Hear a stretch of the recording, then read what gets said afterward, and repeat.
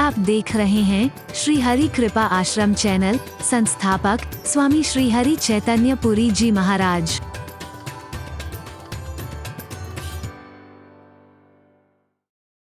डरते रहो ये जिंदगी बेकार ना हो जाए, सपने में भी किसी जीव का अपकार ना हो जाए। ये तन मिला अनमोल सदाचार के लिए, विषयों में फंस के इससे अनाचार ना हो जाए। डरते रहो यह जिंदगी बेकार ना हो जाए। सेवा करो सभी की और सत्कर्म हरि भजन, इतना करके भी कहीं अहंकार ना हो जाए। डरते रहो यह जिंदगी बेकार ना हो जाए। ए मन लगी है बाजी माया मोह जाल से, धोखे में फंस के अब के कहीं हार ना हो जाए। डरते रहो यह जिंदगी बेकार ना हो जाए। डरते रहो यह जिंदगी बेकार ना हो जाए। हरि बोल, जोर से।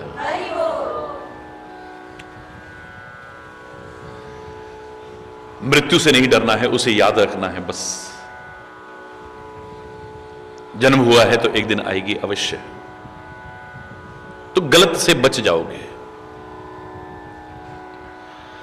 मौत से डर करके कहां भागेंगे हम, जब आनी है जहां आनी है। डरना नहीं, उसे याद रखना है। और मैं तो यहां तक कहा करता हूं कि परमात्मा भी कोई ऐसी खौफनाक चीज नहीं है भक्तों के लिए खास तौर से जो उससे डरा जाए। हालांकि उससे बड़ा डर भी कोई नहीं है। हमारे वेद कहते हैं उसके डर के मारे सूर्य तप रहा है, उसके डर के मारे हवाएं दशों दिशाओं में भागी फिर रही हैं, उसके डर के मारे ही सब मौसम समय समय पर परिवर्तित होते हैं, उसके डर के मारे ही ब्रह्मा विष्णु महेश अपने अपने काम में लगे हुए हैं। डर को भी डर पैदा हो जाए,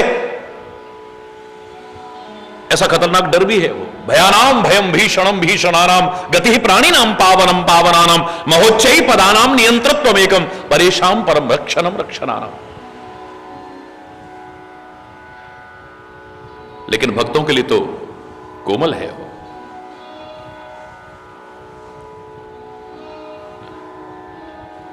करुणा और कृपा की, प्रेम की प्रतिमूर्ति है उनके लिए। तो वहां भय नहीं है।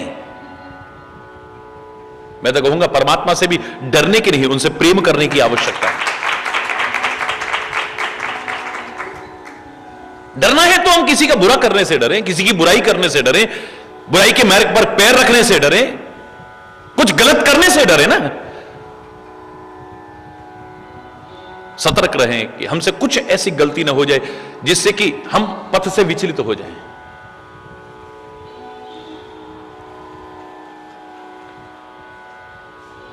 ऐसी कोई गलती ना हो जाए असावधानी में जिससे कि हम परमात्मा से दूर हो जाएं, सदगुरु से दूर हो जाएं, भक्ति दूर हो जाए हमारी, प्रेम दूर हो जाए हमारा। हरि बोल। सीता रूपी भक्ति की खोज पर आगे बढ़ रहे हो, सीता रूपी शांति की पथ पर आगे बढ़ रहे हो, या किसी भी अपने लक्ष्य की ओर आगे बढ़ रहे हो, सतर्क रहने की आवश्यकता है। सड़क के किनारे किनारे पर लिखा होता है सावधानी हटी दुर्घटना घटी। जरा सी असावधानी दुर्घटना को जन्म दे देती है।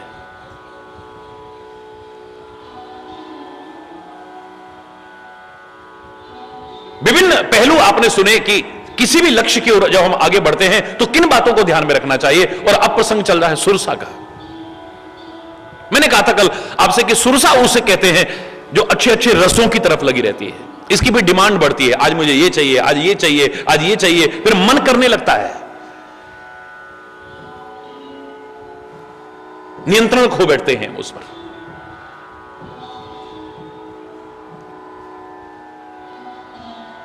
विषय, भोग, वासनाएं, इच्छाएं, कामनाएं, आवश्यकताएं, इनका कोई अंत नहीं है। इनको जितना पूरा करते जाओगे ये और ज्यादा पैदा होती जाएंगी।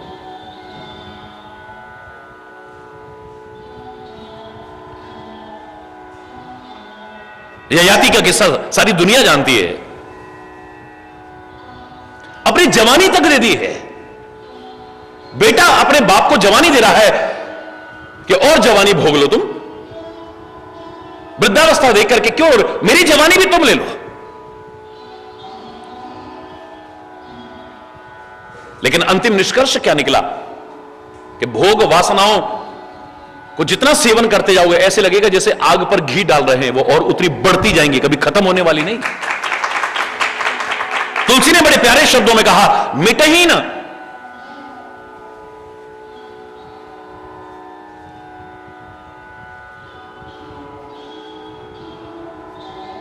विषय भोग बहु घीते, विषय भोग रूपी घी डालने से तुम्हारी वासनाएं पूरी हो जाएं, तुम्हारी कामनाएं पूरी हो जाएं, तुम्हारी इच्छाएं पूरी हो जाएं। ये भ्रम में मत जियो तुम।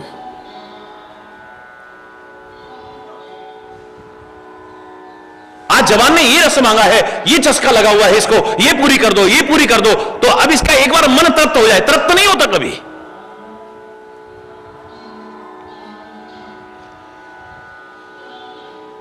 इसे सुरसा मत बनाने देना, इसे रसना बनाना, जो संसार के रस नहीं हरि नाम का रस ग्रहण करने की कोशिश करे।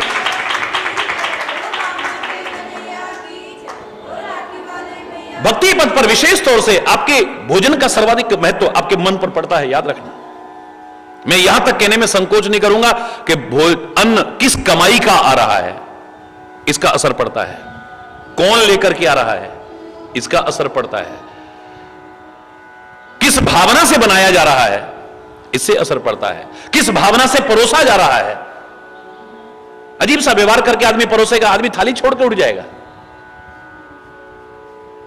एकदम प्रभाव पड़ता है। किस भावना से आप भोजन ग्रहण कर रहे हो, इसका भी असर पड़ता है। तभी कहते खुश होकर के खाओ। जो मिला है इस अन्न का कभी तिरस्कार मत करना। भगवान न करे कभी इस अन्न के दानों के लिए तरसना पड़े। मैंने अपनी आंखों से देखा हुआ है वो दृश्य कि एक ही झूठे भोजन पर जो ढाबे के बाहर फेंका गया, कुत्ता भी झपट रहा था, आदमी भी झपट रहा था। तरसते हैं अन्न के एक एक दाने के लिए। ये परमात्मा अन्नम ब्रह्म, ये ब्रह्म का स्वरूप है। इसका अपमान मत करो, तिरस्कार मत। ये क्या बना है, ये क्या बना है, ये क्या बना है।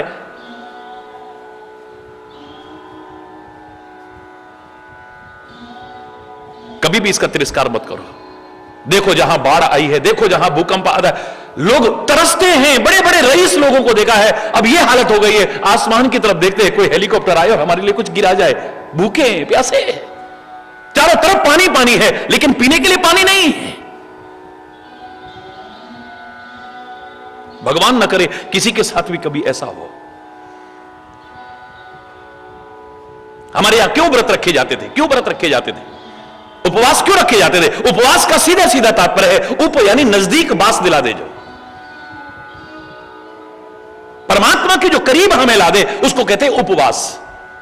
उप यानी नजदीक बास दिला दे। जो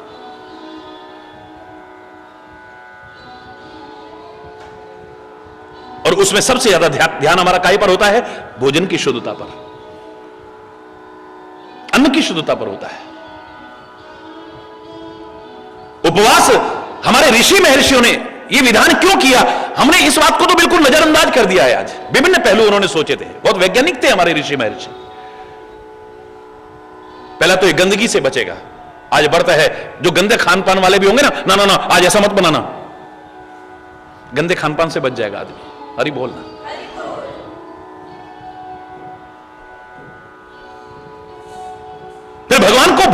करके खाना है तो भोग लगा के खाना है, गंदा अन्न नहीं बनेगा घर के अंदर।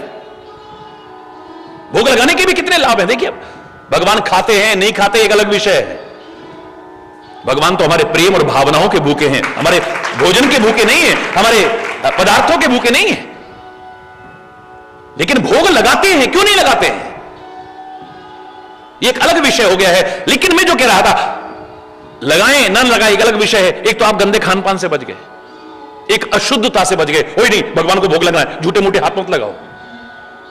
आपके अंदर हाइजीनिक सेंस आएगा, साफ सफाई से बनाओगे आप। फिर भगवान को भोग लग गया है, अब इसका एक अन्न का दाना भी जमीन में नहीं गिरना चाहिए, नाली में नहीं बहना चाहिए, प्रसाद है ये, उसका सम्मान करना सीखोगे आप। सारे कहते हैं आप महाराज जी कैसा भी बना हो, बाद में हमें शर्म आती है, इतना नमक होता है, इतनी मिर्ची होती है, या बिल्कुल फीका होता है। आप कहते हो बहुत अच्छा बना है, अति स्वादिष्ट, अति स्वादिष्ट। क्योंकि बचपन से सिखाया गया, जब प्रभु को भोग लग गया अब उसमें कमी निकालने का अधिकार आपको नहीं है। ये प्रसाद है, प्रसाद में कमी निकालना, प्रसाद समझ के जब, अरे बड़े बड़े राजा महाराजा भी एक जगह पर हाथ फैलाते देखे हैं, काहे के लिए, प्रसाद के लिए। हरि बोल रहा। तो ऋषि महर्षियों ने सोचा, एक तो गंदे खान पान से बचेंगे, दूसरा इनके अंदर शुद्धता आएगी, पवित्रता आएगी, हाइजीनिक सेंस आएगा इनके अंदर।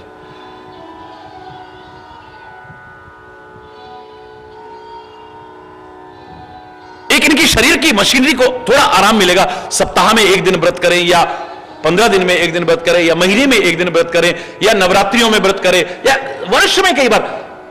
शरीर की मशीनरी को सारा दिन, जो सुबह से उठे कुछ ना कुछ कुछ ना कुछ कुछ ना कुछ, मशीनरी तो को श्रम तो करना पड़ रहा है ना। स्वास्थ्य खराब हो रहा है, कम से कम इसी बहाने शरीर की मशीनरी को थोड़ा आराम मिलेगा, थोड़ा आराम मिलेगा। अब कहां मिलता है।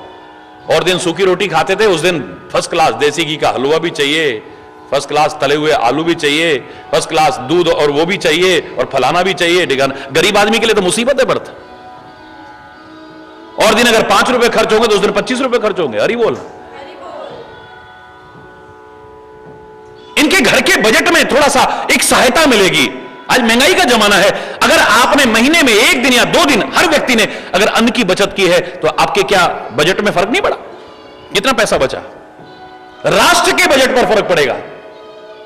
110 करोड़ लोग अगर एक समय भी व्रत करते हैं, कितना फर्क पड़ेगा? बोलो, कितना अन्न बचेगा हमारा? ज्यादा पुरानी बात नहीं, लाल बहादुर शास्त्री ने नियम बनाया था कि सप्ताह में 1 दिन व्रत करेंगे, और खुद भी करते थे, देश के प्रधानमंत्री ने। हम लोग बाहर से अन्न मंगाते थे, आयात करते थे, इंपोर्ट करते थे, और 1 वर्ष के अंदर अंदर एक्सपोर्ट करने लगे। कितना सुंदर प्रभाव पड़ा 1 वर्ष के अंदर, 1 वर्ष के अंदर। उस पर भी हमने ध्यान नहीं दिया। घर के खर्चे में थोड़ी कटौती होती, बल्कि उस दिन और ज्यादा खर्चा हो गया। हरि बोल। शरीर की मशीनरी को थोड़ा आराम मिलता, उस दिन और गरिष्ठ भोजन करते हैं, जो शरीर की मशीनरी को और परेशानी हो, सिंगाड़े का, कूटू का, फलाने का, तला बुना, ये वो। हरि बोल। और गरिष्ठ भोजन करते हैं उस दिन। एक ऋषि महर्षियों ने सोचा, इनको पता लगेगा भूख क्या है। अब व्रत है, सुबह से खाना शुरू, काहे का व्रत है? बोलिए। इनको पता लगना चाहिए कि भूख क्या चीज होती है। जब इनको सारा दिन भूखे रहेंगे, इनको पता लगेगा भूख क्या है, तो दरवाजे पर भूखे व्यक्ति को ठुकराने की कोशिश नहीं करेंगे, लताड़ने की कोशिश नहीं करेंगे, अपने सामर्थ्य के अनुसार चाहे रोटी के 2 टुकड़े उसे देने की कोशिश करेंगे। इनको पता लगेगा भूख क्या चीज होती है। हरि बोल। विभिन्न पहलू थे, पर हमने तो सब नकार दिए। हरि बोलना है। सबसे पहले अन्न की शुद्धता हो। तुम्हारे लिए क्या अन्न बनाया है परमात्मा ने? मांसाहार भी ग्रहण कर ले रहे हैं, शाकाहार भी ग्रहण कर ले रहे हैं, इंसान हो, जानवर नहीं हो। मैं तो कहा करता हूं, अगर वेद शास्त्रों से ना सीख सको, महापुरुषों से ना सीख सको, पशु पक्षियों से सीख लो। प्रकृति के नियमों का पालन करते हैं। शेर के सामने कितने भी खीर पूड़ी पकवान रख दो, खाएगा कभी? बोलो ना, मुंह भी नहीं मारेगा उसमें कभी। गाय के सामने मांस रख दो, खाएगी कभी? अपवाद छोड़ देना।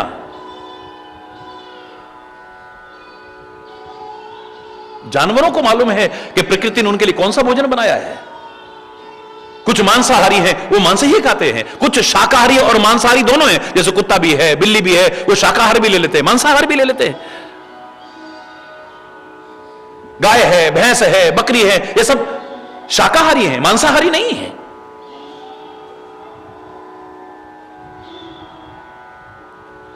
जानवर भी प्रकृति ने जो उनके लिए भोजन बनाया उसी में मुंह मारेंगे।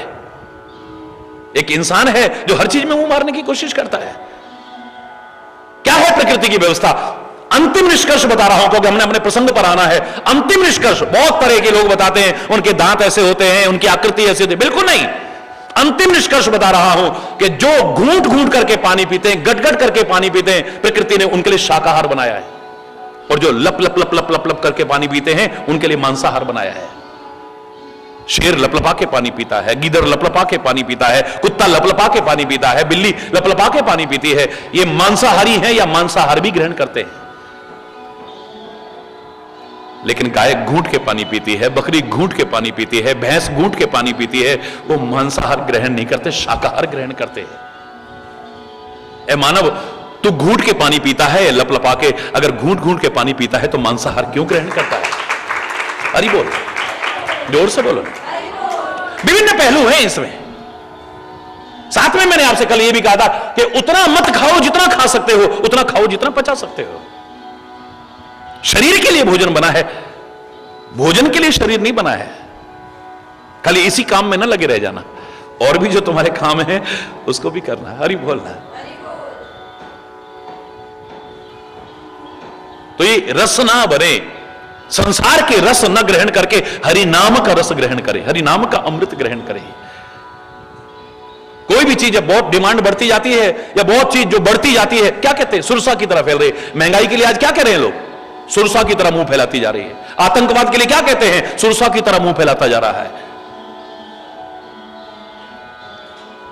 कामनाओं का कोई अंत नहीं है, इच्छाओं का कोई अंत नहीं है, आवश्यकताओं का कोई अंत नहीं। इनको जितना बढ़ाओगे उतना। दुश्मनी का कोई अंत नहीं है, प्रेम का कोई अंत नहीं है।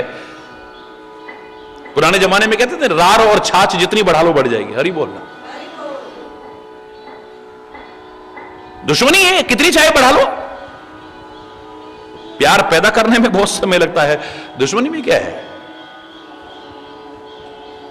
गलत तरीके से देखो, अभी दुश्मनी पैदा हो जाए। गलत तरीके से बोल लो, अभी दुश्मनी पैदा हो जाए। गलत तरीके से हाथ लगा दो, अभी दुश्मनी पैदा। 1 सेकंड लगता है।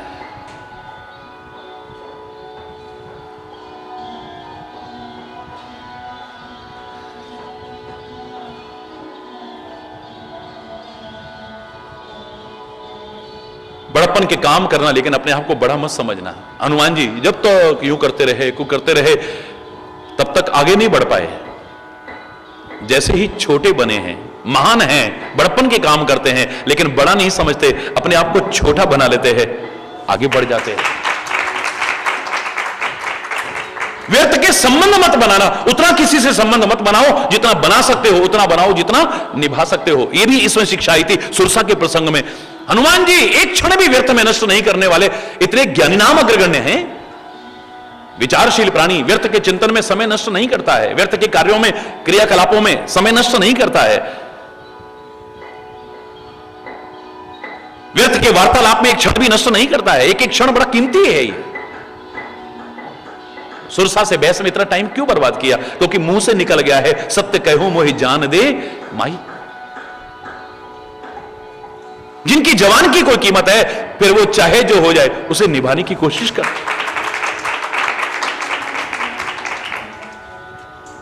फिर ये तो किनके भक्त हैं? रघुकुल के स्वामी के हैं। और उनकी तो रीति क्या है?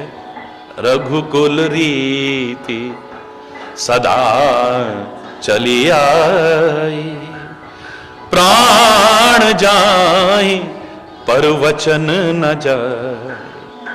प्राण भले ही चले जाएं, लेकिन वचन का परित्याग नहीं होगा। जवान से जो निकल गया है, अब मां कहा है तो मां का आशीर्वाद लिया जा सकता है, उस पर प्रहार नहीं किया जा सकता है। जिसने जन्म दिया है उसका तो कर्जा तुम लाख जन्म लेकर नहीं चुका सकते हो। लाख जन्म लेकर के नहीं चुका सकते हो। जीवन और मौत के बीच झूलते हुए जो उसने तुमको जन्म दिया, जीवन और मौत के बीच कितनी माताएं बच्चे को जन्म देते देते मर जाती हैं, उस एक घड़ी का कर्जा लाख जन्म लेकर नहीं चुका सकते हो। जो एहसान फरामोश होकर कई बार कहते हो, क्या दिया है हमको, क्या दिया है हमको, क्या दिया है हमको। अरे तुम्हें जो जन्म दिया है उसका कर्जा ही तुम नहीं चुका सकते हो। अरे बोल। लेकिन यहां तो जिसको मां मुंह से कह भी दिया है, क्योंकि मां की गरिमा तो बहुत ऊंची है ना। दुनिया में हर चीज की उपमा दी जा सकती है, लेकिन मां की उपमा नहीं दी जा सकती। उपमा देकर के, उपमा यानी छोटी मां बना देना, यह किसी के बस की बात नहीं है। हरि बोलना, जोर से बोलो। बहुत गरिमा परिपूर्ण शब्द है ये, महिमा परिपूर्ण शब्द है ये, बड़ा महान शब्द है ये। परमात्मा भी जिसको गौरवान्वित करते रहे, जिसकी महिमा को प्रतिष्ठापित करते रहे, वो परम पिता परमात्मा भी अगर अवतार लेकर कर धरा पर आता है तो किसी को मां बनने का सौभाग्य देता है, किसी को पिता बनने का सौभाग्य देता है।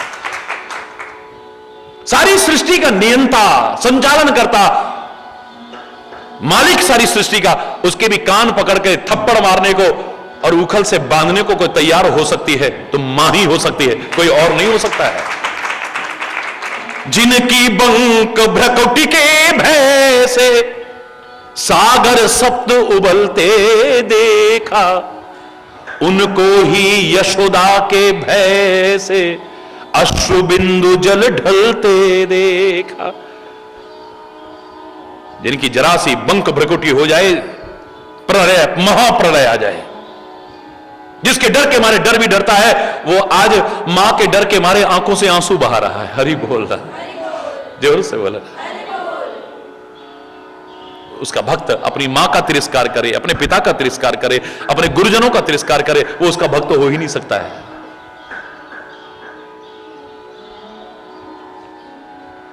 हम जिसका नाम ले रहे हैं उसके आदर्शों को भी तो जीवन में अपनाए ना।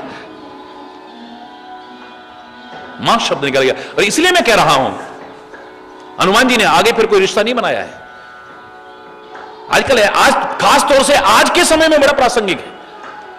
अब तो किसी से रिश्ता बनाने में भी डर लगता है। हरि बोलना। जिनको लोग अपना कहते हैं वो अपने नहीं बन पा रहे, और जिनको तुम अपना बनाओ वो, हरि बोलना।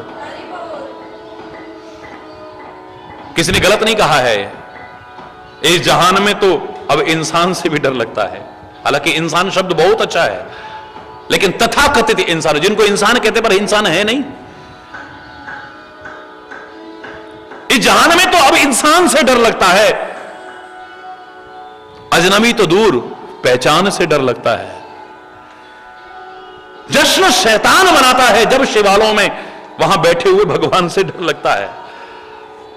आज तो वक्त ने बदली है, जो करवट ऐसी, घर आए हुए मेहमान से डर लगता है। अतिथि देव कहते थे पहले हम,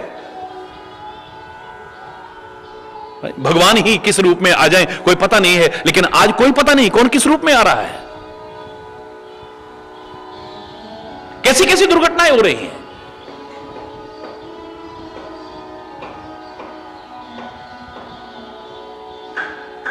हर एक से संबंध मत बनाओ, हर एक से पहचान मत बनाओ, पता नहीं चल रहा है कौन किस वेश में क्या है, कौन किस रूप में क्या है। एक से बना लो, उतना ही काफी है बस। हरि बोल। आज तो वक्त ने बदली है कुछ ऐसी करवट, घर पे आए हुए मेहमान से डर लगता है। छुपे आस्तीनों में जो सांप, डर नहीं हमें उनसे कोई, ये साथ देते हुए कदरदानों से डर लगता है। ये जो जय जयकार करते हैं ना ये, हरि बोल, इन्हीं में कौन क्या छुपा है पता ही नहीं चलता। हरि बोल। ये जो कदरदान है ना, आज आदमी अपना बनकर के जड़े काट रहा है, अपना बनकर के। आपके सामने आपकी जैसी बात करेगा, यहां से बाहर निकला तो हरि बोल।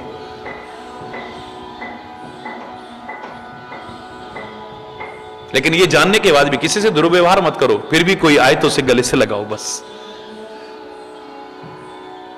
हरि बोल। मुंह फैलाती जा रही है, हनुमान जी भी दुगना फैलाते रहे, लेकिन सफलता नहीं मिली, आगे नहीं बढ़ पाए हैं। तो बल से काम नहीं हुआ, अब बुद्धि से काम हो रहा है। जहां तुम्हारा बल से काम ना चले, बुद्धि का इस्तेमाल करो। 100 योजन का जैसे ही मुंह फैलाया है, हनुमान जी कहते हैं अच्छा खा ले मुझे। छोटे से बने अंदर घुस गए, जब तक मुंह बंद करे तब तक तो बाहर। हरि बोल, जोर से बोलो रहा।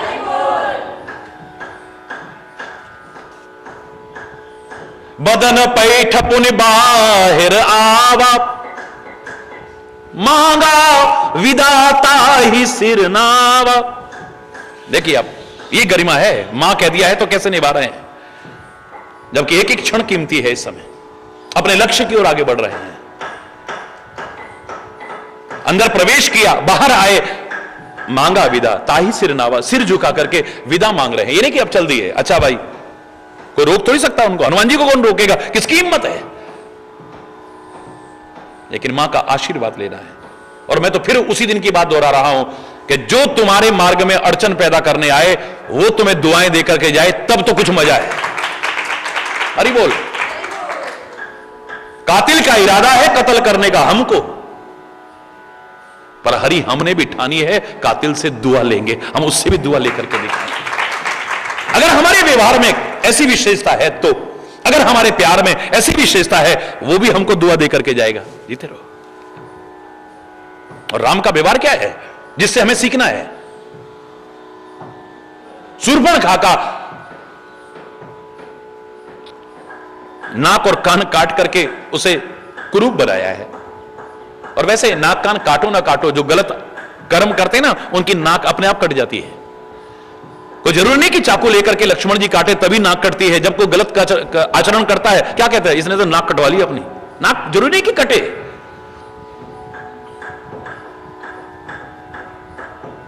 तो भाई खरदूषण बड़े क्रोध में सेना को लेकर के आते हैं, छोड़ेंगे नहीं। उन दोनों तपस्वियों को आज युद्ध भूमि में खत्म करके दिखाएंगे और उनकी उस सुंदरी का हरण करके ले आएंगे। हरि बोलना। मेरे राम का स्वभाव, वाह मेरे राम का प्यार।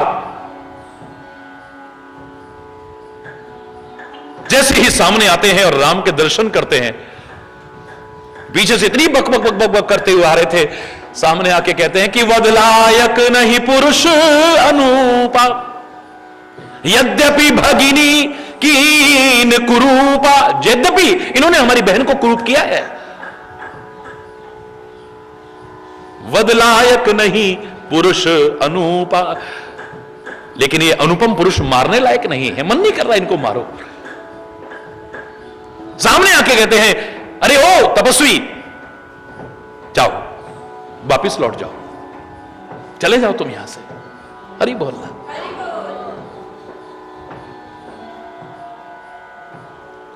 मजा तब है जिसके तुम भक्त हो, उसका आचरण तुम्हारे जीवन में नजर आ जाए। प्रतिबिंब झलकना चाहिए, प्रतिबिंब। क्यों कहते हैं भगति भगत भगवंत गुरु चतुर नाम बपू एक, ये चार अलग अलग लगते हैं, अलग है नहीं। उसके रंग में ऐसे रंग जाए कि बस अब भेद सा ही ना लगे। आज हम हनुमान जी को भगवान मानते हैं, क्यों नहीं मानते? नहीं मानते। राम में और हनुमान में कोई फर्क ही नहीं रह गया है। राम के दर्शन कर ले तो हनुमान के दर्शन हो जाते हैं, हनुमान के दर्शन कर ले तो राम के दर्शन हो जाते हैं।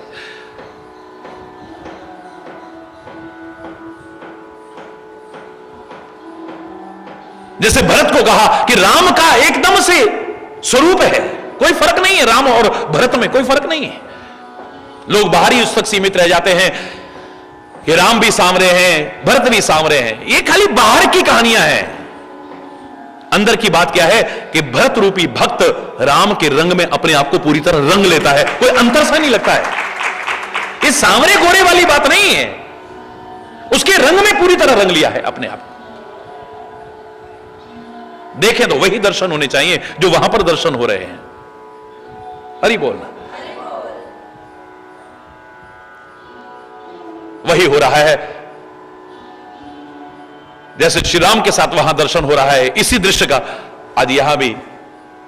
अब वही सुरसा सामने खड़ी होकर के कह रही है, मोहि सुरन जेहि लाग पठावा, बुद्धि बल मरम तोर में पावा। तेरी बल और बुद्धि की परीक्षा करने के लिए भेजा था, लेकिन मैंने देखा है कि तुमने पहले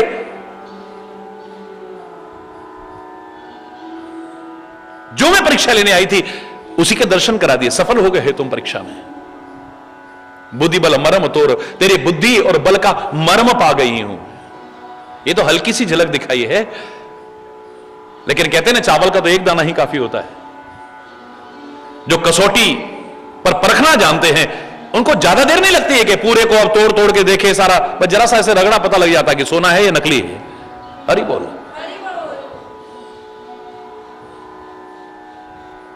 ताड़ने वाले कयामत की नजर रखते हैं, लिफाफा देख के मजमून भांप लेते इसमें क्या लिखा है।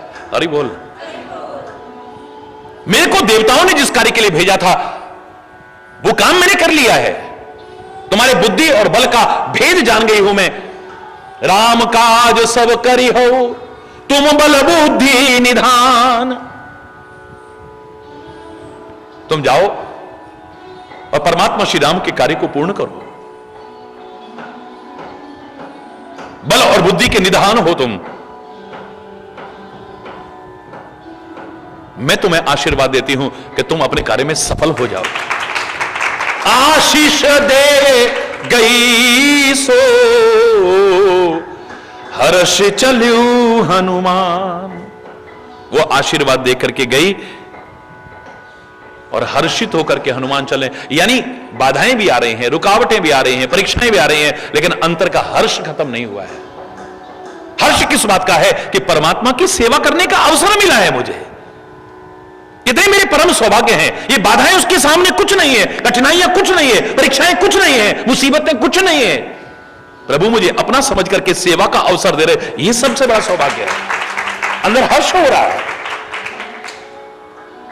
फिर मैं कह रहा हूं सेवा के मार्ग पर चलो, भक्ति के मार्ग पर चलो, अपने लक्ष्य की ओर आगे बढ़। हर्षित होकर के, मुंह लटका के नहीं। ऐसे नहीं कि मियां रोते क्यों हो, सूरत हर टाइम ऐसा बनाए रखे। जरा सी बात हुई जरा देर में, जरा सी बात हुई जरा देर में, बात बात में जो हम अपने हर्ष को खत्म कर बैठते हैं, समझ लेना उतना परमात्मा से हम दूर हो रहे हैं, सदगुरु से उतना दूर हो रहे हैं हम, उतनी हमारे अंदर गैप आता जाएगा। मैंने सबसे बड़ी प्रार्थना स्वीकार की थी और कसौटी पर खरी परखी हुई कि by being pleasant always and smiling it takes you near to God, near than any prayer. हमेशा प्रसन्न रहना और मुस्कुराते रहना, ये परमात्मा के जितने करीब ला देता है ना, इतना तो दुनिया की कोई प्रार्थना ला ही नहीं सकती है यार। क्योंकि हमेशा प्रसन्न हर कोई रह नहीं पाता है। बात में, जरा जरा बात में हमारा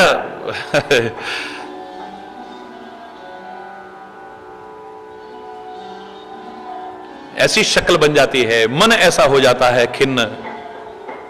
हरि बोल, जोर से बोलो ना। जीवन में कभी दुख है, कभी सुख है, कभी हानि है, कभी लाभ है, कभी यश है, कभी अपयश है, कभी अनुकूलता है, कभी प्रतिकूलता है, कभी जन्म है, कभी मृत्यु है। हर हाल में जैसे प्रसन्न रहना और मुस्कुराना आ गया है, समझ लो सब कुछ पा लिया है। मैं तो कई बार कहा करता हूं कि दुनिया भर में बड़े बड़े ऋषि मुनि हुए हैं, हजारों हजार वर्ष तपस्या की होगी, लेकिन वो अपने विकारों पर विजय पा पाए या नहीं पा सके कोई गारंटी नहीं है। लेकिन जिसे हमेशा प्रसन्न रहना आ गया है, मुस्कुराना आ गया है, वो अपने विकारों पर विजय प्राप्त कर सकता है। इसमें कोई संदेह की गुंजाइश नहीं। शर्त यह है कि क्षणिक नहीं, बाय बीइंग प्लेजेंट ऑलवेज, हमेशा प्रसन्न रहना और मुस्कुराते रहना आ जाए। अपवाद छोड़ करके, हां अगर कोई दुखी दिखाई दे फिर मत मुस्कुराओ। अगर कोई परेशान दिख रहा है फिर तो तुम इंसान भी नहीं अगर मुस्कुराते हो तो। या तो तुम्हारी आंखें बहें करुणा में किसी को दुखी देख करके, या फिर प्रेम में बहे। जरा जरा बातों पर जब ये बहने लगते हैं तो समझ लेना इस पथ से पीछे हटते चले जाते हो आप।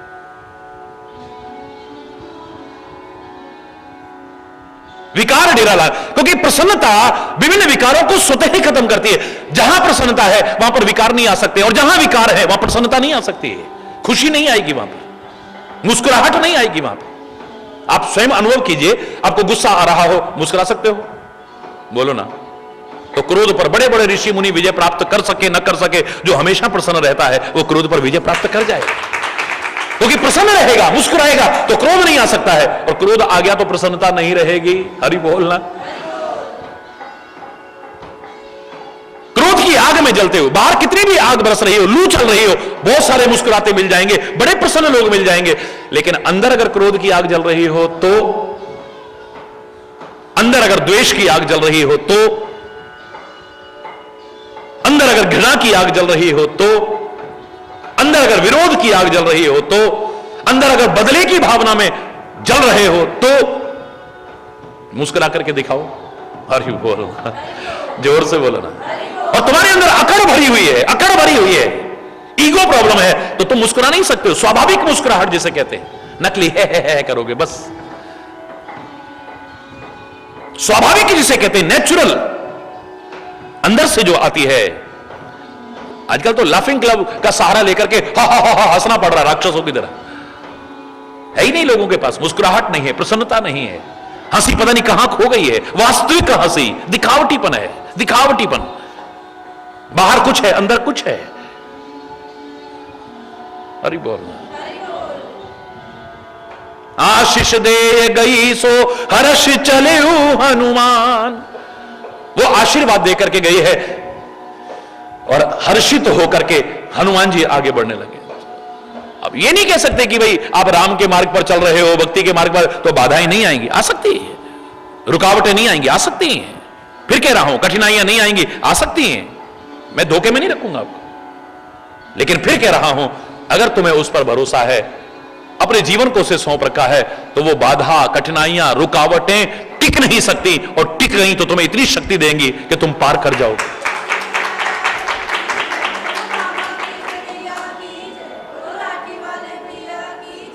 अब ऊपर चढ़ने लगे थे, परीक्षाओं को और बाधाओं को, कठिनाइयों को पार करते हुए आदमी जैसे तैसे ऊंचाइयों पर बढ़ने लगता है, बुलंदियों को छूने लगता है।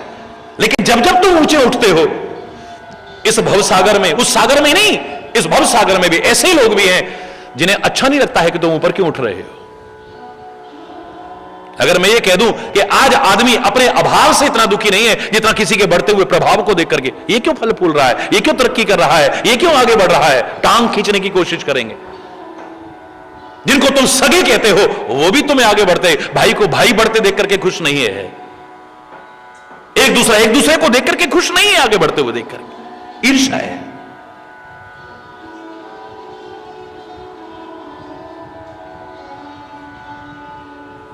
प्रवृत्ति कई बार इतनी गिर जाती है, इतनी गिर जाती है कि मैंने एक उदाहरण सुना था, यहां तक इंसान गिर चुका है। एक बार किसी ने तपस्या की, भगवान ने कहा पुत्र वरदान मांगो। बोले मैं जो चाहूं मुझे मिल जाए। बोले मिल जाएगा, लेकिन पड़ोसी को दुगना मिलेगा। हरि बोल।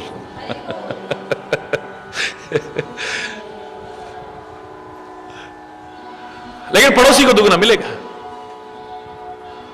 मेरे को मिले यहां तक तो ठीक है, लेकिन पड़ोसी को मेहनत करूं मैं, तपस्या करूं मैं, और पड़ोसी को, ये कैसे बर्दाश्त हो जाएगा। और कहने लगा मेरा मकान बन जाए अपना, बन गया, लेकिन पड़ोसी के दो बन गए। मेरे पास गाड़ी आ जाए, पड़ोसी के पास दो आ गई। मेरे घर में बेटा हो जाए, अभी तक बेटा नहीं हुआ, पड़ोसी के दो हो गए। हरि बोलना, जोर से बोलो ना। मेरी फैक्ट्री लग जाए, फैक्ट्री लग गई पर पड़ोसी की दो लग गई। हरि बोलना, जोर से बोलो ना। और एक दिन मन में आया यार, ये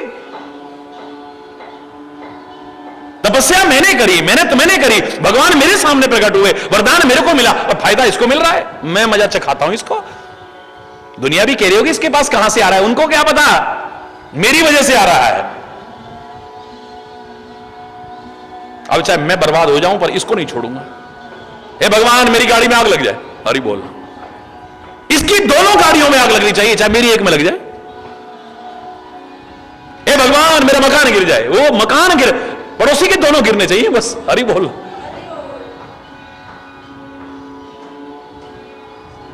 हे भगवान मेरी वजह से इसको दोनों बेटे मिले, इसके दोनों बेटे मर जाए। उसके दोनों मरे लेकिन अपना भी एक मर गया, उसकी फैक्ट्री बर्बाद, उसकी दोनों फैक्ट्री बर्बाद हुई, पर फैक्ट्री इसकी भी बर्बाद हो गई। एक दिन तो इतना गिर गया, कह रहा है इसके दोनों हाथ कट जाएं, मेरा चाहे एक हाथ कट जाए। इतना गिर सकता है।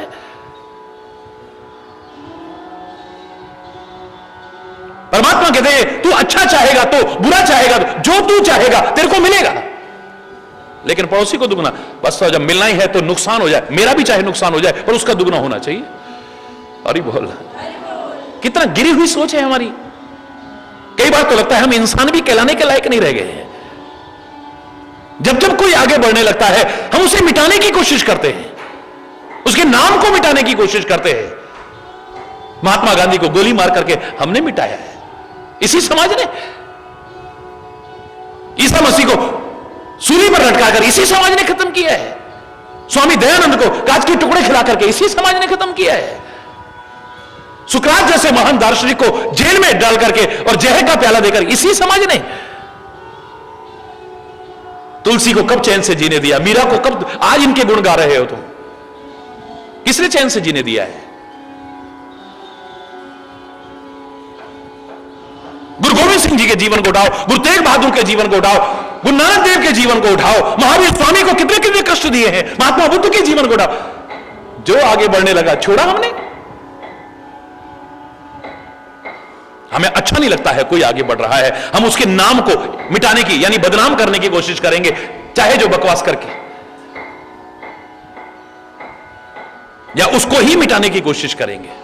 लेकिन याद रखना, जब तुम अच्छाई के मार्ग पर चलते रहोगे, तुम्हें मिटाने वाले मिट जाएंगे लेकिन तुम नहीं मिट सकते हो। तुम्हें मिटाने वाले मिट जाएंगे लेकिन तुम नहीं मिटोगे। आज उनका नाम लेने वाला कोई नहीं है जो मिटाने वाले थे, लेकिन जिनको मिटाने की कोशिश की वो सूर्य और चंद्रमा से भी बढ़कर के अपना प्रकाश सारी दुनिया में फैला रहे हैं। बचपन में हमें याद है जब हम पढ़ा करते थे तो स्लेट पेंसिल चला करती थी। मास्टर जी ने कहा एक लंबी सी लाइन खींचो, पेंसिल ली, सबने स्लेट पर एक लंबी सी लाइन खींच दी। यह सच्ची घटना है। मास्टर जी ने, गुरु जी ने कहा अब इसे छोटा करके दिखाओ। यही नहीं होता था? बोलो, यहां बुजुर्ग भी बैठे हैं, बताइए क्या ऐसा नहीं होता था? यही होता था। 99.99%, 99.99% बच्चों की यही प्रवृत्ति होती है। अरे गुरुजी ने ये थोड़ी कहा कितना मिटाओ, कैसे मिटाओ, ये कहा था इसे छोटा करके दिखाओ। और छोटा करके दिखाने के दो तरीके हो सकते हैं, या तो उसे मिटा करके छोटा कर दो, या उससे भी लंबी लाइन उसके आगे खींच दो, अपने आप छोटी हो जाएगी। अगर तुम्हें किसी का बढ़ना अच्छा नहीं लगता है, तुम उससे भी आगे बढ़ के दिखाओ ना, वो अपने आप बोना हो जाएगा तुम्हारे आगे, अपने आप छोटा हो जाएगा। पर तुम वो तो कर नहीं सकते, तुम महानता के काम कर नहीं सकते, तुम इतने ऊंचे उठ नहीं सकते हो, और किसी का उठना अच्छा नहीं लगता है। ऐसे राक्षसी प्रवृत्ति के लोग, ऐसा नहीं कि उस सागर में रहते थे हनुमान जी के जमाने में, आज भी हैं। निशिचर एक सिंधु महरही, करिमाया नभ के खद गही, जीव जंतु जे गगन उड़ाही, जल विलोक तिनके परछाही, गही छाह सकसो न उड़ाई, एहि विधि सदा गगन चर खाई। हरि बोल। समुद्र में एक राक्षसी रहती थी, सिंगिका नाम की राक्षसी रहती थी। निश्चर एक सिंधु में रहे, करी माया नभ के खग गए, जो आकाश में उड़ने वाले जीव थे, माया करके उनको खींच लेती थी।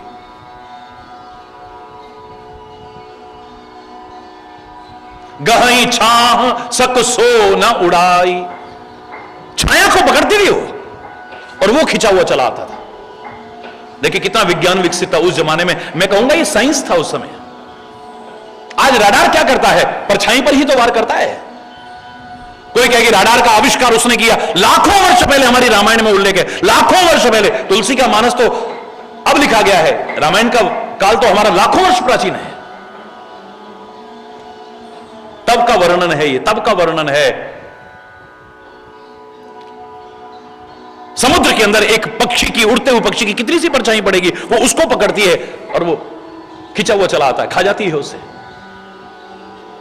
आज को गए ना फलाने ने आविष्कार करा, फलाने ने इस चीज का आविष्कार किया। मेरा चैलेंज है सारी दुनिया के वैज्ञानिकों को कि कोई बता दे कि ये आविष्कार उसने किया, ये आविष्कार। जिस आविष्कार का आज तुम नाम लेते हो, स्कूल में बच्चों को भ्रमित कर रहे हो, मेरा चैलेंज है, खुला चैलेंज।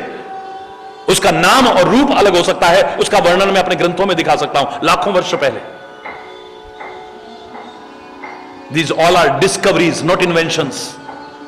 ये खोज हैं, आविष्कार नहीं है। आविष्कार कहने लायक एक भी नहीं है। नाम और रूप का भेद हो सकता है, लेकिन हमारे शास्त्रों में वर्णन है उस जमाने में भी। लेकिन यहां पर कहने का मेरा तात्पर्य क्या है, वो क्या करती थी, परछाई को पकड़ती। परछाई क्या है, कमजोरी का प्रतीक है। व्यक्ति में जो कमजोरियां होती है ना, चाहे कितना भी ऊंचा उठ जाए, कोई ना कोई कमजोरी होती है। बस वो कमजोरी ही उसके गिरने का कारण बनती है, वरना किसी की हिम्मत है जो इतना ऊंचे उठे व्यक्ति को नीचे गिरा सके? अरे बोलना, अपनी कमजोरियां खाती है। तो कोशिश करना, सतर्क रहना, अपने अंदर कोई कमजोरी प्रवेश न कर जाए। किसी भी चीज को अपनी कमजोरी मत बनने देना जिसका लाभ उठा करके कोई आपको गिराने की कोशिश करे। वीकनेस मत बनने देना किसी को भी, किसी भी को भी।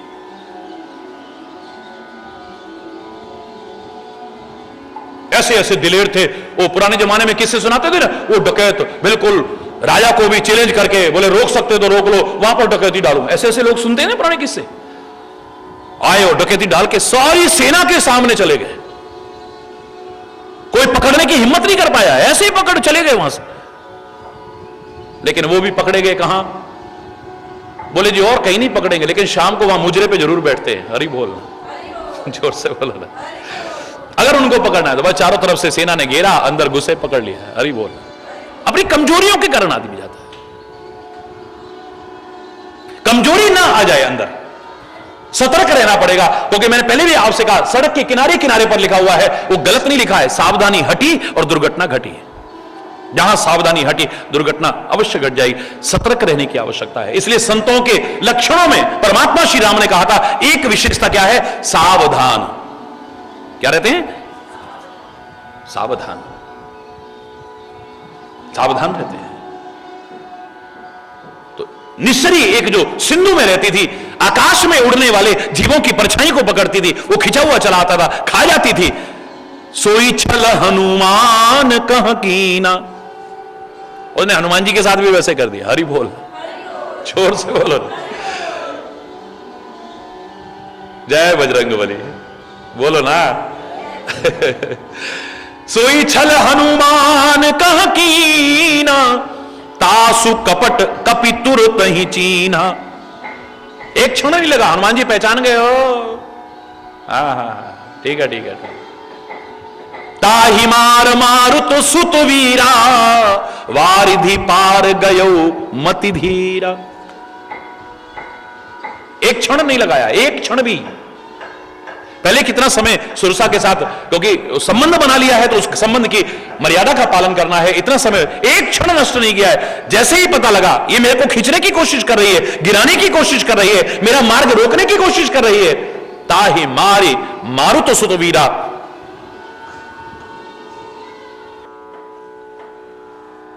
एक क्षण भी विलंब नहीं किया है, एक क्षण भी।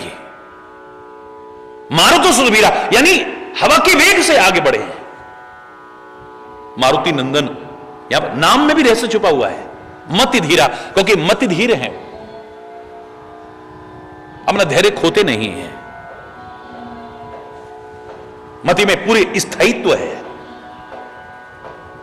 हमारा क्या, जरा रुकावटें आने लगी हम हिम्मत खो जाते हैं, हम धैर्य खो बैठते हैं, धर्म से भी दूर हो जाते हैं। और क्या कहा था, गलत नहीं कहा था, धीरज धर्म मित्र और नारी, आपद काल परख ही चारी। ऐसे समय तो परीक्षा होती है इन चारों की। हम हिम्मत नहीं हारते, हम हिम्मत नहीं, हम बड़े धैर्यवान हैं, ये कहने वाला तो कोई भी हो सकता है सामान्य जीवन में। लेकिन जब कभी प्रतिकूलता का दौर आए, कठिनाइयों का दौर आए, मुसीबतों का दौर आए, बाधाओं का दौर आए, फिर भी धैर्य न खोए। धैर्य तो असली वही है। अरे बोलना, देखो जी, चाहे कुछ भी हो जाए, हम धर्म से दूर नहीं हो सकते, भगवान से दूर नहीं हो सकते, सदगुरु से दूर नहीं हो सकते, ये कहने वाले बहुत मिल जाते हैं। अरे बोलना, हम धर्म का साथ कभी नहीं छोड़ते हैं। बहुत कहने वाले मिल जाए, बहुत कहने वाले मिल जाएंगे, लेकिन परमात्मा ना करे कभी ऐसा प्रतिकूलता का दौर आए, फिर भी राजा हरिश्चंद्र की तरह, मां जानकी की तरह, फिर भी धर्म का साथ ना छोड़े। असली धर्मात्मा तो वही हो सकता है। हरि बोलना, मैं तुम्हारा मित्र हूं, मैं तुम्हारा मित्र हूं, मैं तुम्हारा मित्र हूं, ये दम भरने वाले बहुत मिल जाएंगे। जब तक पैसा गांठ में तब तक लाखों यार। हरि बोल। अच्छी अच्छी के बनी बनी के तो बहुत साथी बन जाते हैं, एक नहीं कितने साथी बन जाते हैं।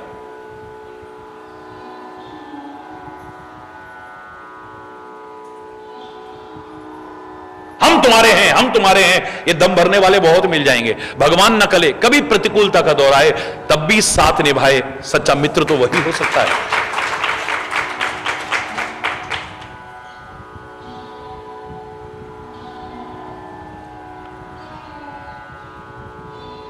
मैं बड़ा प्यार करती हूं, मैं बड़ा प्यार करती हूं, मैं बड़ा प्यार करते हूं, ये कहने वाली नारी हो सकती है जब तक सब इच्छाएं पूरी हों, उसके मन के अनुरूप हो।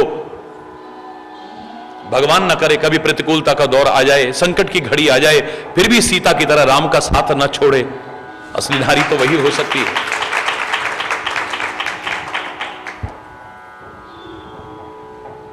हरि बोलना, जोर से बोलो ना। वारिधि पार गयो मति धीरा। भवसागर को पार करना भवसागर को पार करना बड़ा मुश्किल है, बिल्कुल नहीं है। तुम पार करने की बात कर रहे हो।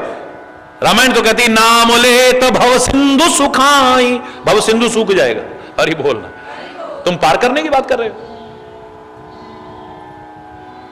करहु विचार सुजन मन माई, जो सुजन है मन में विचार करो, नाम लेते तो भवसागर सूख जाता है।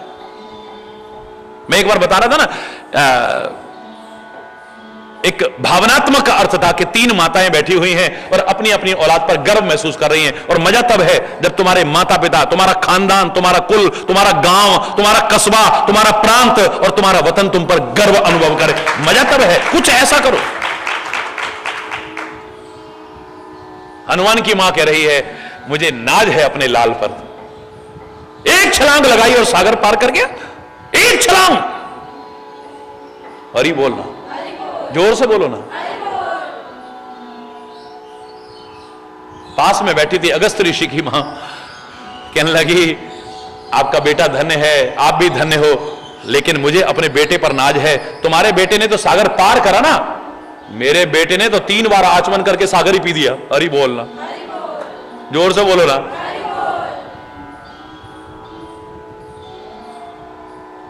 पास में परमात्मा श्री राम की मां बैठी थी, बोली माताओं तुम धन्य हो, तुमने ऐसे लालों को जन्म दिया है, ऐसे ऐसे लालों को जन्म दिया है, तुमने अनमोल रत्न पैदा करे हैं। धन्य है तुम्हारी कोख, धन्य है तुम्हारी औलाद, धन्य हो तुम। लेकिन मुझे भी अपने लाल पर कम नाज नहीं है। अगर तेरे हनुमान ने सागर पार किया है तो लेकर के राम का नाम ही पार किया है। हरि बोलना, तेरे बेटे ने अगर सागर को 3 आचमन में पान किया है तो वो भी मेरे बेटे का नाम लेकर के ओम केशवाय नमः, ओम माधवाय नमः, ओम गोविंदाय नमः, 3 बार आचमन करके अगर सागर को पी गया है तो लेके तो मेरे बेटे का ही नाम ना है।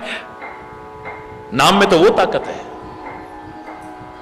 यहां तक कहने में तुलसी ने तो संकोच नहीं किया रामायण में कि राम न सकही नाम गुण, कहां लग नाम बढ़ाई, राम न सकही नाम गुण गाई। नाम की बड़ाई मैं कहां तक करूं। राम भी अगर चाहे कि अपने नाम की महिमा गाएं, वो भी नहीं गा सकते हैं। हरि बोल, जो राम न कर सके, हालांकि ऐसा कुछ नहीं जो राम न कर सके, लेकिन फिर भी अगर तुम मानते हो कि ये राम न कर सके, वो न कर सके, तो उसका नाम कर देगा। तुम्हारा विश्वास होना चाहिए। हरि बोलना है।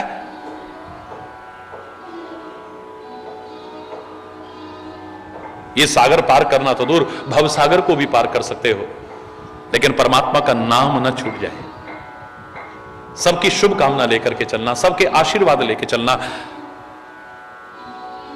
सावधान होकर के चलना, अपने धैर्य को मत खोना, कठिनाइयों से, बाधाओं से, परीक्षाओं से मत घबराना, गुरु का मार्गदर्शन लेकर के चलना, जो राह बताए उस पर चलना, कर जाओगे पार।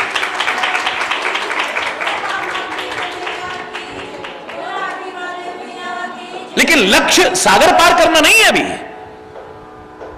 सागर पार करना तो लक्ष्य तक पहुंचने की एक कड़ी है, अभी एक सीढ़ी है, इसको पार किया है। असली तो सीता तक पहुंचना है ना। सागर पार कर गए, नहीं घबराए कठिनाइयों से, नहीं घबराए मुसीबतों से, नहीं घबराए परीक्षाओं से, नहीं घबराए बाधाओं से और आगे बढ़ते रहे, आगे बढ़ते रहे, आगे बढ़ते रहे, भवसागर को पार कर गए। लेकिन भक्ति तक पहुंचना, शांति तक पहुंचना, अपने लक्ष्य तक पहुंचना अभी पूर्ण नहीं हुआ है। अभी भी कितनी बाधाएं आएंगी, कितनी रुकावटें आएंगी जो तुम्हें उलझाने की कोशिश करेंगे। सागर को जैसे ही पार किया है, तहां जाए देखी बन शोभा, गुंजत चंचरीक मधुलोभा, नाना तरु फल फूल सुहाए, खग मृग वृंद देखी मन भाए। मन लुभावने दृश्य दिखने आ सकते रास्ते में भी, मन को बड़े अच्छे लगते हैं, बड़े अच्छे लगते हैं। इन आंखों को बड़े अच्छे लगते हैं, कानों को कुछ बहुत अच्छा लगता है, नासिका को कोई गंध बहुत अच्छी लगती है, जवान को कोई रस बहुत अच्छा लगता है। हरि बोल रहा, मन लुभावने दृश्य आ सकते हैं मार्ग में। कई बार आदमी उसी में उलझ करके रह जाता है, आगे नहीं बढ़ पाता है। पुराने जमाने का एक किस्सा मशहूर है। एक राजा की औलाद नहीं थी, लेकिन वो प्रजा को भी अपनी औलाद से कम नहीं मानता था। उसने कहा कि प्रजा में से ही कोई योग्य व्यक्ति ढूंढ करके मैं उसको राज्य का उत्तराधिकारी घोषित करूंगा। मंत्रियों से सलाह ली और एक योजना बना ली। नगर से बाहर कई किलोमीटर लंबा एक परकोटा बनवाया, ऊंची ऊंची दीवारें बनवाई, एक दरवाजा रखा, बस एक दरवाजा। उस दरवाजे पर चौकीदार बिठा दिए। कोई भी व्यक्ति आएगा, उस दरवाजे पर पहुंचेगा, उसको एक खिड़की थी, वहां से एक पर्ची मिलेगी, उस पर समय लिखा होगा कि राजा इसी परकोटे के अंदर है कहीं। अगर इतने समय में, निश्चित अवधि में आप वहां तक पहुंच गए तो आप राज्य के उत्तराधिकारी बन जाओगे। अगर देखें तो समय काफी था और किलोमीटर इतने ज्यादा नहीं थे, आदमी पहुंच सकता था। लेकिन राजा ने क्या किया था, मार्ग में तरह तरह के प्रलोभन रखे। कहीं बड़े बड़े सुंदर बगीचे, फव्वारे, ये वो बड़े सुंदर सुंदर आकर्षक दृश्य रख दिए। कहीं पर तरह तरह के पकवान निःशुल्क, कोई भोजन नहीं लेना, पैसा नहीं लगेगा। तरह तरह के पकवान, तरह तरह के मेवा, तरह तरह के मिष्ठान निःशुल्क मिल रहे हैं, फ्री में मिल रहे हैं सब। कहीं पर शराब की दुकान खोल दी है, तरह तरह की कीमती से कीमती शराब, और उसका भी कोई पैसा नहीं लग रहा है। कहीं पर सुंदरियां, अप्सरा जैसी सुंदरियां नृत्य कर रही हैं। कहीं पर कोई दृश्य है, कहीं पर कोई दृश्य है, कहीं पर कोई दृश्य है। कोई उसमें देख करके मगन हो गया, कोई उसमें समय निकल जाता था। 2 प्रहरी साथ में लगा दिए जाते थे, वो उसे पकड़ते थे और कारागार में बंद कर देते थे। सारा नगर खाली होने लग गया। एक एक करके सब जेल में, सीधे राजा बनना तो दूर, कारागार में जाने लगे। एक दिन एक संत वहां से जा रहे थे, नगर को सुनसान सा देखा, किसी व्यक्ति को रोका, बोले क्या बात है भाई? बोले महाराज ऐसा ऐसा हो गया है, हमारे राजा ने कहा था कि अगर कोई योग्य उत्तराधिकारी मेरे अनुसार मुझे मिल गया, उसे राज्य सौंप दूंगा, और अगर यहां तक न पहुंचा तो कारागार में बंद कर दूंगा। महाराज, राजा बनने के चक्कर में हमारा तो नगर खाली होता जा रहा है, तुम बनना चाहते हो? अरे बोलना। बोले बनना तो चाहता हूं, तो मैं तुम्हें तरीका बताता हूं, तुम राजा बन जाओगे। बोले आप ही क्यों नहीं बन जाते? संत कहते हैं, संत तो बेताज बादशाह है, वो ताज ना भी पहने तो बादशाह। जब बादशाह भी उसके चरणों में झुके हैं, शाहों का शाह है वो, शहंशाह है वो। लंगोटी छाप बाबा के चरणों में भी चक्रवर्ती सम्राट आके झुकता है। सिंहासन पर बिठा करके उसके चरणों में बैठ करके आज्ञा मांगता है, महाराज आज्ञा करिए, आप कैसे पधारे हैं। अफसोस है आज इतने ऊंचे और महान समझे जाने वाले संत तुच्छ पदों की ओर भाग रहे हैं। कोई एमपी बनना चाहता है, कोई एमएलए बनना चाहता है, कोई मंत्री बनना चाहता है। अरे बोलना, जोर से बोलो ना। कितना ऊंचा पद है, कितनी ऊंची गरिमा है। अगर इस वेश की मर्यादा का ठीक से पालन कर लें तो बड़े बड़े आकर के तुम्हारे चरणों में झुकने को तैयार हो जाएंगे। बोले मुझे आवश्यकता नहीं है राज्य की, हमारे तो बगल में कौड़ी ना हो फिर भी लोग क्या कहते हैं, महाराज। क्या कहते हैं, बोलो ना, जोर से बोलो ना। है? तुम अगर बनना चाहते हो तो मैं तुम्हें तरीका बताता हूं। सारा कुछ जानने के बाद कहने लगे, देखो जो लोग वहां तक नहीं पहुंच पा रहे हैं, आखिर में जो गुफा में छुपा हुआ है राजा, समय बिल्कुल इतना है कि तुम पहुंच सकते हो वहां तक, लेकिन रास्ते के जो लालच है, प्रलोभन है, आकर्षण है, उसी में उलझ करके रह जाते हो, इसलिए नहीं पहुंच पाते हो। रास्ते में बड़ा सुंदर सर्कस देखोगे, देखने को मन करेगा, लेकिन रुकना मत। अगर तुम्हारी शराब की प्रवृत्ति है, शराब पीने को मन करेगा, आज तो फ्री की मिल रही है, अच्छी से अच्छी मिल रही है, रुकना मत। अरे राजा महाराजा बन जाओगे फिर देखो तुम, अरे बोलना।